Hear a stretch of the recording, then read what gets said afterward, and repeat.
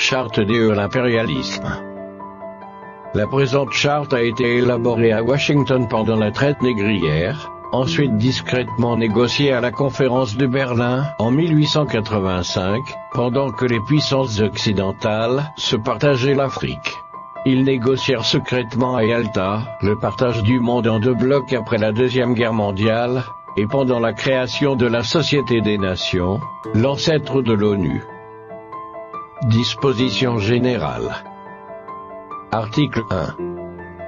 Devise de l'impérialisme. Gouverner le monde et contrôler les richesses de la planète. Notre politique est de diviser pour mieux régner, dominer, exploiter et piller pour remplir nos banques, et faire d'elles les plus puissantes du monde. Article 2. Aucun pays du tiers-monde ne constitue un État souverain et indépendant. Article 3. Tout pouvoir dans les pays du tiers-monde émane de nous, qui l'exerçons par la pression sur les dirigeants qui ne sont que nos marionnettes. Aucun organe du tiers-monde ne peut s'en attribuer l'exercice. Article 4. Tous les pays du tiers-monde sont divisibles, et leurs frontières déplaçables selon notre volonté. Le respect de l'intégrité territoriale n'existe pas pour le tiers-monde. Article 5. Tous les dictateurs doivent mettre leur fortune dans nos banques pour la sécurité de nos intérêts. Cette fortune servira de dons et crédits accordés par nous comme assistance, et d'aide au développement aux pays du tiers-monde. Des régimes politiques. Article 6. Tout pouvoir et gouvernement établi par nous est légal, légitime et démocratique. Mais tout autre pouvoir ou gouvernement qui n'émane pas de nous est illégal, illégitime et dictatorial, quelle que soit sa forme et sa légitimité. Article 7. Tout pouvoir qui oppose la moindre résistance à nos injonctions, perd par le fait même sa légalité, sa légitimité et sa crédibilité.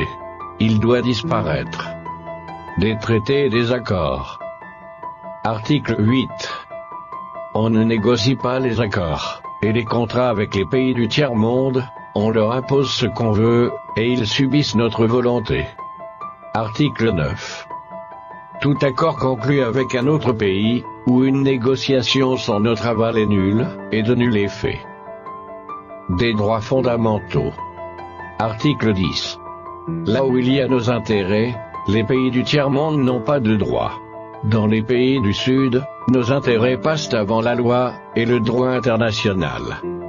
Article 11. La liberté d'expression, la liberté d'association, et les droits de l'homme, n'ont de sens que dans le pays où les dirigeants s'opposent à notre volonté. Article 12. Les peuples du tiers-monde n'ont pas d'opinion, ni de droit, ils subissent notre loi et notre droit. Article 13. Les pays du tiers-monde n'ont ni culture ni civilisation, sans se référer à la civilisation occidentale. Article 14. On ne parle pas de génocide, de massacre ni de crimes de guerre ou de crimes contre l'humanité dans les pays où nos intérêts sont garantis, même si le nombre des victimes est très important. Des finances publiques. Article 15.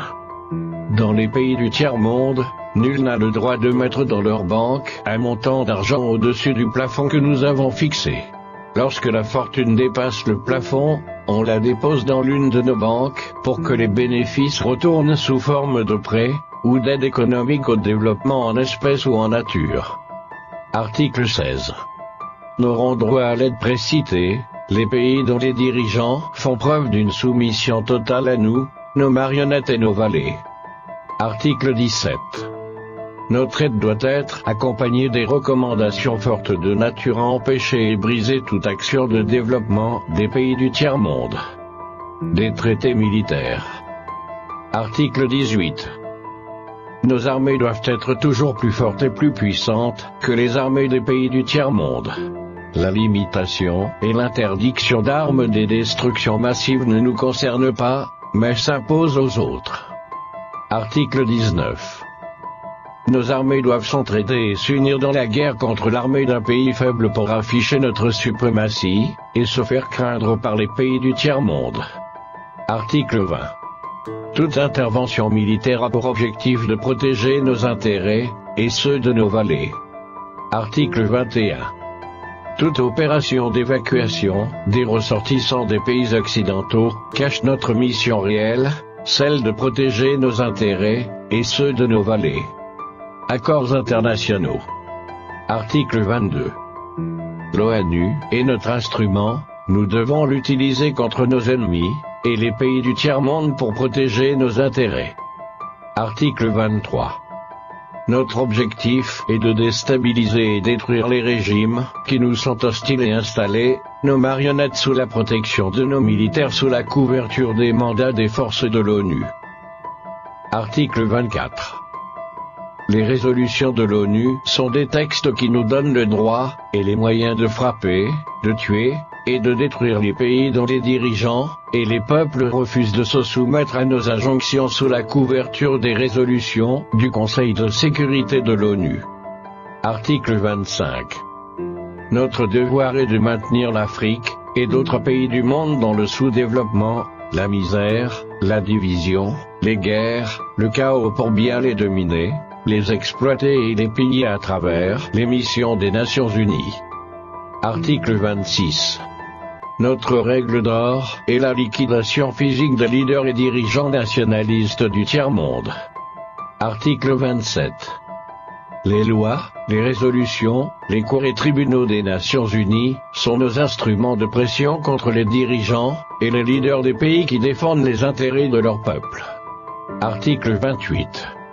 Les dirigeants des puissances occidentales ne peuvent être poursuivis, arrêtés ni incarcérés par les cours et tribunaux de l'ONU, même s'ils commettent des crimes de guerre, de génocide, ou des crimes contre l'humanité.